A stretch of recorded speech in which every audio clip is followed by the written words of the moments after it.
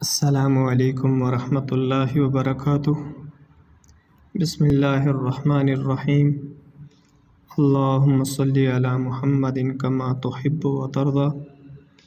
MH Islamic channel پر تمام دوستوں کو خوش آمدید کہتا ہوں جو اس چینل کو سپورٹ کرتے ہیں، لائک کرتے ہیں۔ اللہ عز و جل سب کو جزائے خیر عطا فرمائے، سب کی زندگیوں میں برکتیں ہی برکتیں عطا فرمائے۔ آج کی حدیث عنوان قرآن مجید پڑھنے پر ثواب۔